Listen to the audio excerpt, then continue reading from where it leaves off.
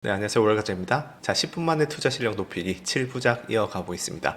지난 편 안 보신 분들은 꼭 전편 보시고 이어보시길 바라겠고요. 자, 지난 시간에는 우리가 투자를 하는 과정은 요 인풋, 그 다음에 프로세싱, 그 다음 아웃풋 이렇게 거시적으로 바라볼 수 있다고 말씀드렸고, 내가 프로세싱하는 그런 투자 정보의 인풋을 개선하는 가장 본질적인 키워드는 근거라고 말씀드렸습니다. 그리고 나서 우리가 투자해서 돈을 벌기 위해 기억해야 할 세 가지 진리가 있다고 말씀드렸는데요. 카지노의 운영 방식을 해부하면서 그 첫 번째 진리는 확률적 우위라는 말씀을 드렸습니다.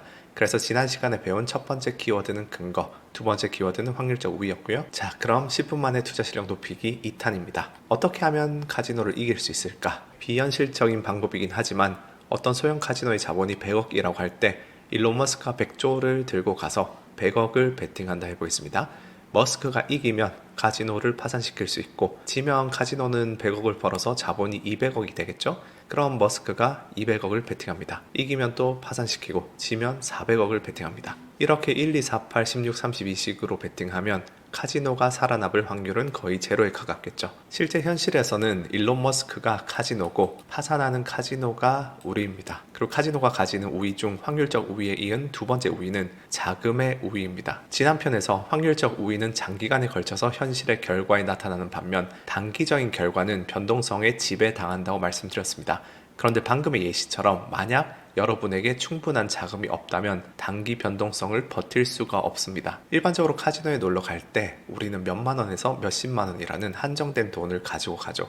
그렇게 소액으로 플레이를 시작하면 요 단기 변동성 때문에 읽다가 따다가 왔다 갔다 하는 도중에 내가 가져온 금액만큼 잃는 순간 끝이 나버립니다. 반면 카지노는 돈이 굉장히 많기 때문에 이런 구간들을 다 잘 버틸 수가 있죠. 지난 시간에 우리가 카지노에 시계가 없는데 그것은 확률적 우위를 현실의 결과로 치환하기 위한 장치라고 말씀드렸습니다. 이와 비슷하게 자금의 우위를 유지하기 위한 장치도 있는데요.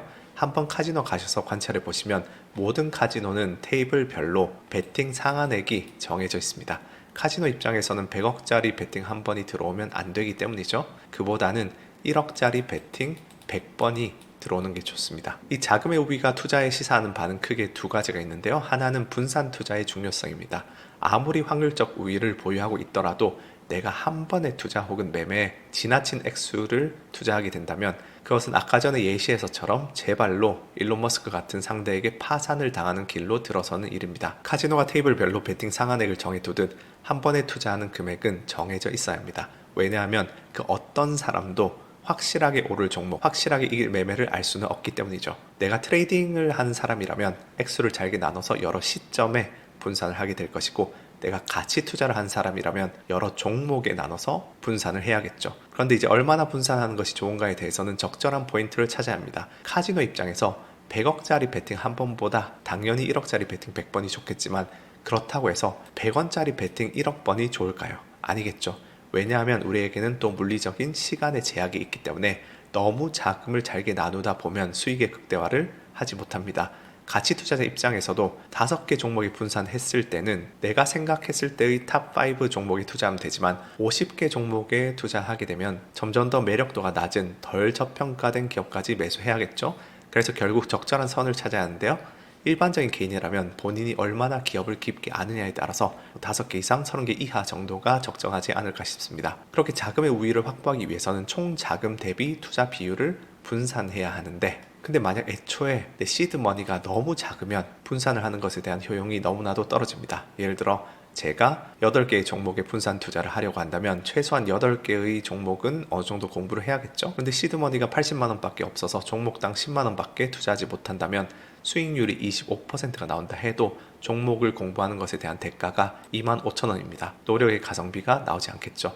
그래서 시드머니가 최소한 1,000만원이 될 때까지는 투자 공부는 여전히 꾸준히 계속하면서 준비를 하되, 실제 투자는 패시브한 적립식으로 하는 것이 좋은데, 이런 시드머니, 패시브 지수 추종, 그리고 노동소득에 대한 개념을 정립하는 부분도 지금 이 시리즈에서 전부 이어서 다룰 예정이니까 일단은 잠시 다시 카지노 이야기로 돌아가서 투자에서 돈을 벌기 위해 필요한 세 가지 요소 이야기로 돌아가겠습니다. 확률적 우위와 자금의 우위를 이야기했는데요. 카지노가 플레이어보다 훨씬 뛰어난 점 하나가 더 있습니다. 그것은 바로 절제력이 완벽하다는 것입니다. 카지노에 가셔서 딜러랑 플레이를 했는데 딜러가 막 본인의 촉에 따라서 2장을 줬다가 뭐 1장을 줬다가 하면 딜러는 바로 잘리겠죠. 우리가 1편에서 봤던 그 카지노 개인별 승률 테이블에 카지노의 이론적 승률이 수학적으로 51%라 적혀 있더라도 실제 현실 게임에서 카지노 통계를 보면 51%보다 훨씬 높은 승률을 보입니다. 왜냐하면 딜러는 최적의 교과서적인 플레이를 하도록 정해진 룰 안에서만 움직이는 반면 플레이어들은 49%의 승률을 가지고 있지만 흐름이 왔다, 촉이 왔다, 뭐 딜러가 강하네 하면서 배팅 사이즈를 줄이고 수학적으로 최적이 아닌 행동들을 계속 하기 때문이죠.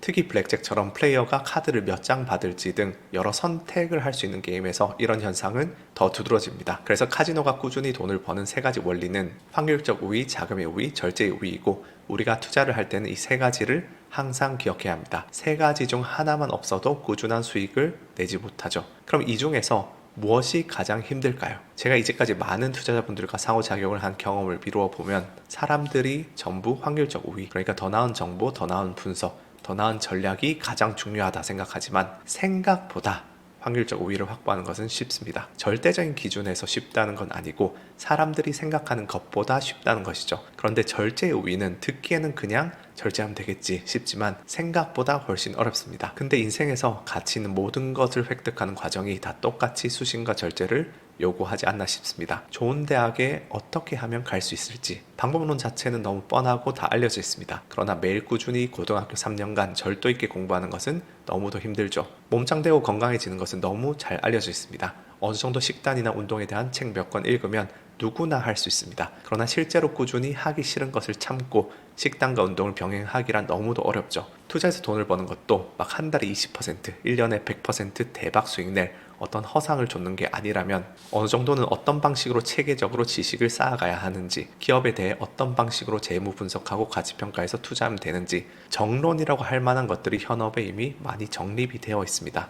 그러나 실제로 읽기 싫은 것을 꾸준히 읽고 근거에 따라 확률적 사고를 하면서 단기적인 변동성 속에 수익과 손실에 초연하게 임하면서 절제 우위를 쌓아가는 사람은 굉장히 소수입니다. 제가 장담하건대 이 영상도 어떻게든 엑기스만 축약한 것인데도 불구하고 10분을 참지 못해서 결론만 넘겨서 보거나 댓글에 요약한 것 없는지 보려고 하는 사람들이 넘칠 겁니다. 왜냐하면 SNS, 틱톡, 유튜브 쇼츠 등 점점 손쉽게 도파민 보상을 충족시켜주는 각종 상업적 장치들에 이제는 너무도 물들어 있기 때문에 그렇게 근거 있는 사고를 할 수 있는 인간형에서 멀어지는 것이죠. 그런데 반대로 생각하면 그것만 극복하면 나머지 모든 사람들이 너무 이런 것에 물들어 있기 때문에 오히려 좀 쉽게 남들보다 나을 수 있다, 그런 뜻이기도 하죠. 이런 세태는 패시브 지수 추종의 허상이 너무도 여실히 보여줍니다. S&P 500에 투자하면 연평균 10%를 꾸준히 낼 수 있다, 그 사실을 모두가 앵무새처럼 얘기합니다. 근데 개인들의 계좌 90%는 여전히 마이너스입니다. 실제로 10년 동안 꾸준히 S&P 500이나 나스닥에 적립식으로 투자한 사람 손들어 보라고 하면 개인 투자자 100명 중에 제가 장담하건대